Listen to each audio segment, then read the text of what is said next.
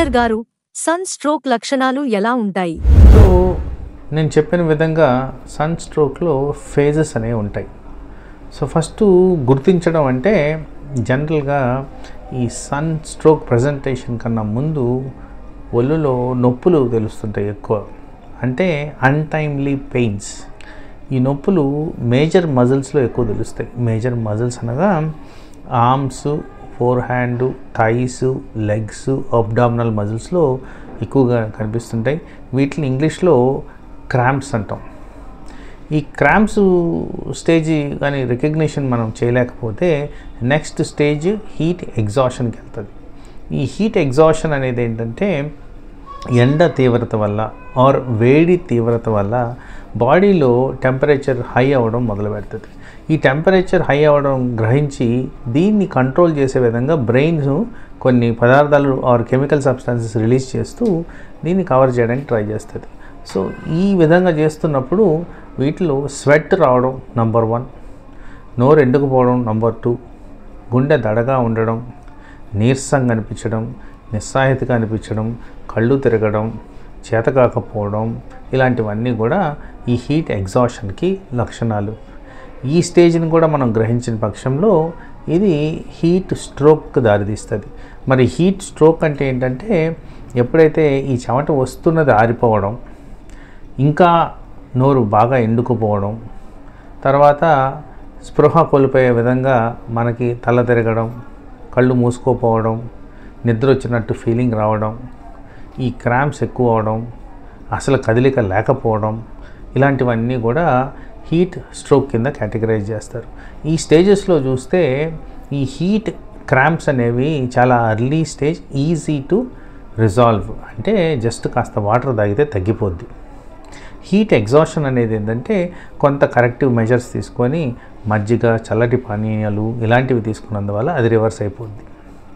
Heat stroke అనేది మాత్రం చాలా సీరియస్ కండిషన్.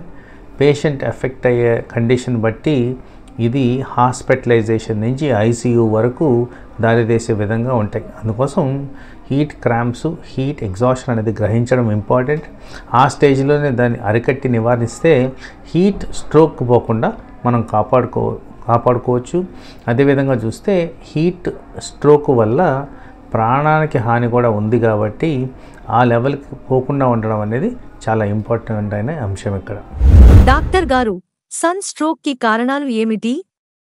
ఇది ఏ వయసు వారికి ఎక్కువగా వస్తుంది? సో బేసికలీ సన్ స్ట్రోక్ అనేది ఎక్స్ట్రీమ్స్ ఆఫ్ ఏజెస్లో చాలా ఎక్కువగా కనిపిస్తూ ఉంటుంది.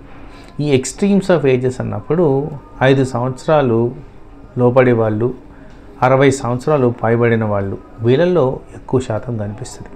అయితే ఈ సందర్భంలో ఎవరికైతే ప్రీ ఎగ్జిస్టింగ్ మెడికల్ కండిషన్స్ ఉంటాయో వీళ్ళందరికి కూడా అట్ రిస్క్ కింద కేటగరైజ్ చేయాలి సన్ స్ట్రోక్కి సంబంధించి.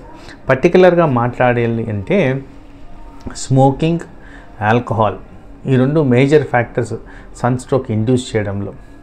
పర్టికులర్గా ఆల్కహాల్, ఎందుకంటే బ్రెయిన్ మీద ఆల్రెడీ ఎఫెక్ట్స్ చూపిస్తుంది కాబట్టి, బ్రెయిన్ రెగ్యులేషన్ ద్వారానే సన్ స్ట్రోక్కి దారి తీస్తుంది కాబట్టి అది చాలా ఇంపార్టెంట్.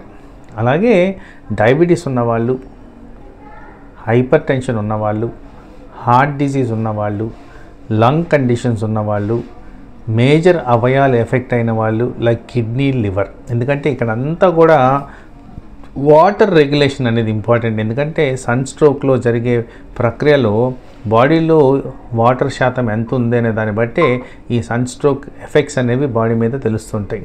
అందుకోసం ఈ రిస్క్ ఫ్యాక్టర్స్ ఉన్న వాళ్ళందరికీ కూడా ఈ ప్రాబ్లం అనేది వచ్చేదానికి ఈజీగా వస్తుంది. అదేవిధంగా చూసుకుంటే పర్టికులర్గా ఈ క్యాన్సర్ రిలేటెడ్ కండిషన్స్, క్యాన్సర్కి సంబంధించిన రేడియేషన్ థెరపీ, కీమోథెరపీ, ఈ కండిషన్స్లో కూడా ఈజీగా సన్ స్ట్రోక్ అనేది వచ్చేదానికి ఆస్కారం ఉంది. సో వీళ్ళందరూ హై రిస్క్ కేటగరైజేషన్ కాబట్టి వీళ్ళు ముఖ్యంగా ఇంపార్టెంట్గా జాగ్రత్తలు తీసుకోవాల్సిన అవసరం ఉంది. డాక్టర్ గారు, సన్ స్ట్రోక్ వల్ల దెబ్బతినే అవయవాలు ఏమిటి?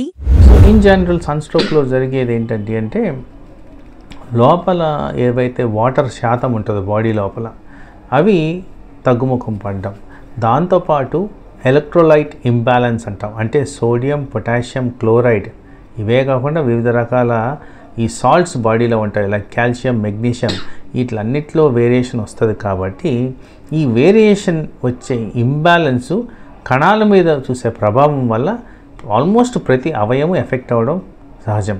కానీ ఎప్పుడైతే ఈ సోడియం అనేది ఎఫెక్ట్ అవుద్దో, బ్రెయిన్ అనేది చాలా సెన్సిటివ్ ఏరియా. ఈ బ్రెయిన్లో సోడియంకి చాలా ఇంపార్టెంట్ రోల్ ఉంది. ఈ సోడియం గురించి మాట్లాడినప్పుడు సోడియం చేంజెస్ వచ్చినప్పుడు బ్రెయిన్లో జరగాల్సిన ప్రక్రియలు అవన్నీ కూడా ఎఫెక్ట్ అవుతాయి. ఆ కారణంగా సింపుల్ మైల్డ్ కన్ఫ్యూజన్ హెడేక్ నుంచి ఆల్మోస్ట్ కోమా వరకు దారితీస్తుంది. కాబట్టి సన్ స్ట్రోక్లో ఇది చాలా ఇంపార్టెంట్ ఏరియా ఆఫ్ కన్సర్న్.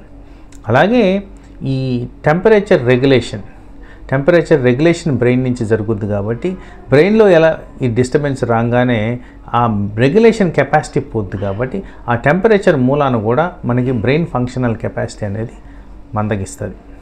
అదేవిధంగా వాటర్ శాతము కిడ్నీస్కి చాలా ఇంపార్టెంట్.